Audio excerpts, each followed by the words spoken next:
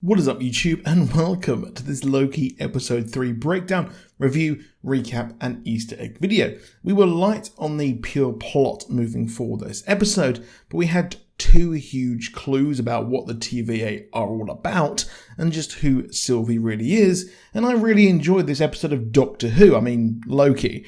If you enjoyed the video, then please do drop a like down below and subscribe with notifications on so you never miss a video. The episode was unashamedly British, with Tom and Sophie playing their roles expertly and have amazing chemistry between these two leads.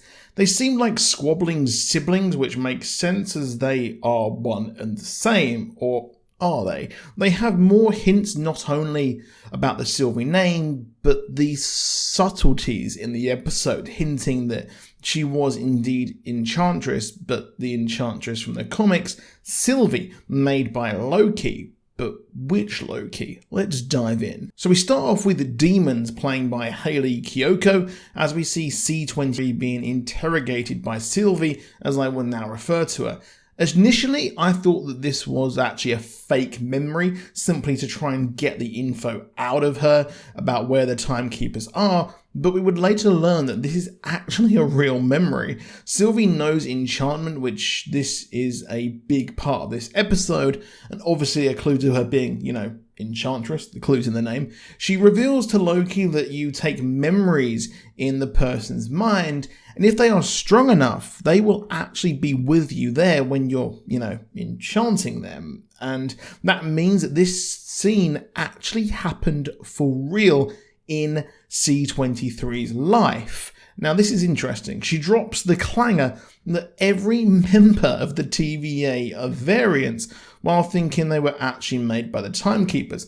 Part of me really hopes that, we actually see Loki and Sylvie try and find some of the TVA's mainline sacred timeline people. It explains why Mobius loves the 90s so much, as he was just a guy who loved jet skis.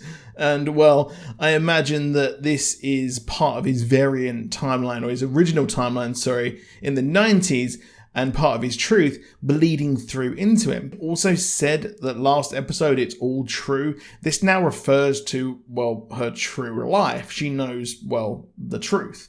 However, this is key, as are all of the TVA variants. Are the timekeepers variants? What is going on? What if they are? And, these timekeepers are actually the time twisters, and the timekeepers are there kept in prison by Kang the Conqueror, as I do think that Kang is behind all of this. It would explain why they are purging so much, as they in the comics destroyed countless realities just like the TVA here, so the real timekeepers are, somewhere. However, we have the fallout of last week, which shows that Sylvie knew exactly where she has to go, but the complication of Loki being on her tail stops her from getting up the gold elevator, which we now know is the path to the timekeepers, and that they are in the same area as the TVA lackeys. But Ravonna fights them, and they land on Lamentis 1. Now, that is interesting, because Ravonna, she could be a variant. She could be a variant of the one that, or at least the real version of her, is out there as Kang's bride. This is a moon that they land on, which is a planet having to crash into it. This is actually the name of a planet from Annihilation Conquest, and it was featured in the prologue issue.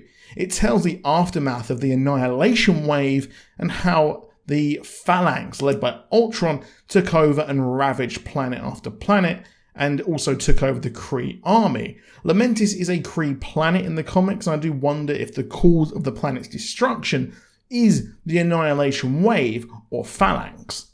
With the planet being destroyed, they also now need to actually recharge the Tempad, which is flat on battery, and I love seeing the pair fight over who actually gets to use it. She's had a plan for years, and Loki getting involved messes it up heavily.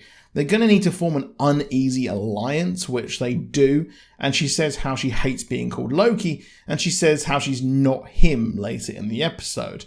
Now this, I think, further hints at her true identity. I think the clue here is in why she has been called Sylvie and not the first Enchantress, Amora. Sylvie was made by Loki in the comics, and I do think that Richard E. Grant is playing some version of old Loki. Now, when Loki was made as a kid, we had the old Loki just chilling out in kind of like a limbo. So I think that they're going to do something with that and take some liberties with that type of story and take the essence from it. Now, on the train, they actually discuss family and life, but it's surely different. It's weird that it's different from the Sacred Timeline. Wouldn't she have like a core matching storyline? And also, wouldn't she be male if she is a variant? So yeah, it's an interesting one there, how they're doing this. Now, she says on the train her memory is patchy, which could be a byproduct of her being created and implanted with memories. And Loki also sang a song in Asgardian, which, boy, that gave me a serotonin boost, which I think was to test who she really is. And as we saw, she didn't really understand what was going on.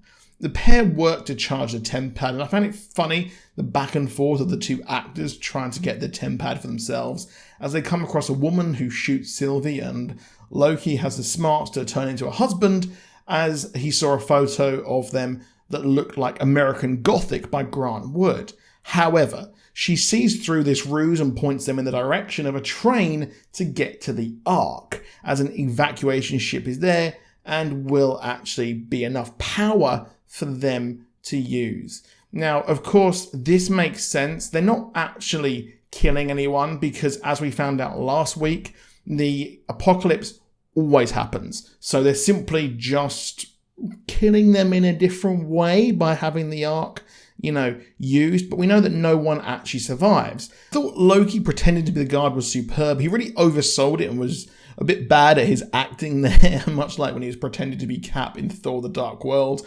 Only the rich are being given access to escape the planet, which is very much what would happen in real life. Heck, we saw that with all those lockdown parties. They use their skills to get on board, and it was very cool how neither would rest and they don't trust each other.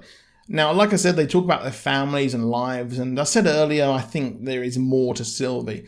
They discussed everything, but she wakes up with Loki singing, and he sings an Asgardian song clearly meant for her, and, well, she's more focused on the rich guy snitching on them. He got drunk and smashed his glass, saying another like his brother. Oh, that's just so cool. Also, we have the confirmation of Loki's sexuality, with him both the variant and himself being confirmed as bisexual, as they talk about their love life and family. We know Loki is gender fluid as well, so it's a real nice thing here. And as well as that, on the train it had the bisexual lighting, which is a sort of meme where we have all this like kind of bluey purple thing, and it's always there to show bisexual people. It's curious Sylvie's life is different, and both Loki and the first Enchantress learn magic at school on Asgard. The adoption is interesting, but it goes wrong as they get thrown out of the train. The pair now have to walk to Sharu, and it was hilarious how Loki was like, "Oi, just enchant me so I forget I'm walking." But it was revealed here, like I said, that the TVA workers are variants. They reach a town to find everyone scrambling to get on the Ark, and their plan is just to ensure now that the Ark leaves. As in the Sacred Timeline, it just breaks and no one survives. The whole colour scheme here reminded me of the luminous Captain Marvel colour scheme if this is a Kree planet here in 2077. And boy, 2077 seems to be going quite a lot better than Cyberpunk. Now, the Ark explodes, leaving them, well, stuck on the world. The one-shot take was amazing, and I'm an absolute slut for one-shot takes, like Children of Men on 1917. The fact they cannot avoid the apocalypse just shows how these are fixed points. Now, not in the episode was the picture of those two just sitting in a quarry, so I think they're going to be in this episode. And in episode 4, they are going to be still stuck on this planet. But how will they escape? Well, Sylvie said that society will collapse, and Earth in Agents of S.H.I.E.L.D. was destroyed, but some people lived on there. So this might be where we're going to be getting the scenes of Vote Loki, and maybe he also stole an Infinity Stone to use as he wishes. When he returns, I expect him to let Mobius know he himself is a variant, leading to a TVA rebellion. I love this episode as we're halfway through the season, and it reminded me very much of Doctor Who. I mean Doctor Who at its peak with Tennant, not that absolute shower of, yeah, you know what I mean. We got a lot of great moments, and a lot of people have been saying that it's kind of the dud filler or there's no plot moving forward. But to me, I'm just enjoying the show. I'm enjoying the ride, and we can all dissect it at the end, which is a bit hypocritical because that's what I'm doing now, but I'm loving it. So let me know what you think down below. Do subscribe with notifications on, drop a like down below, and I'll see you soon, and goodbye.